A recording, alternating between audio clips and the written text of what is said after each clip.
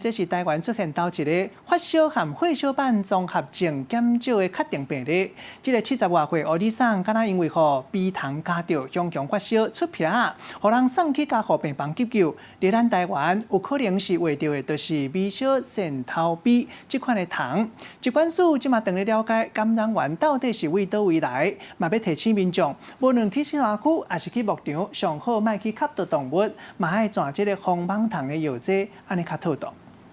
伫咧罐仔内底，小小的一只看起来无啥物，但是一个70外岁乌里桑，都是因为互即种鼻糖加着，伫顶个月24号出现发烧、吐这症状，后来因为出诊啊，互送去病院，确定感染发热伴血小板减少综合症，嘛是全国头一个，因为经血功能无正常，目前也搁伫加护病房咧治疗。排除是登革热之后呢，再进一步去做这个病毒其他的一些检验后，才发现说有这个SFTS 的病毒，掌握到就是说有一个大概比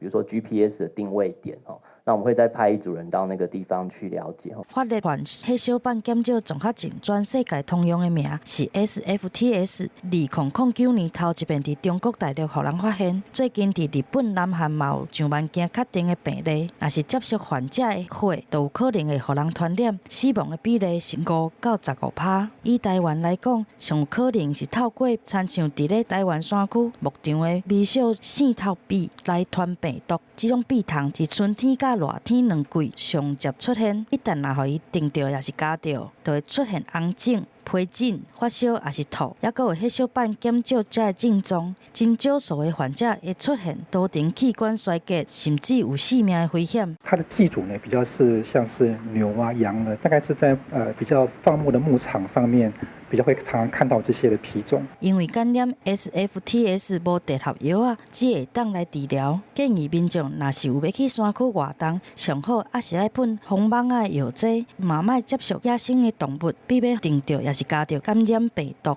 记者综合报道。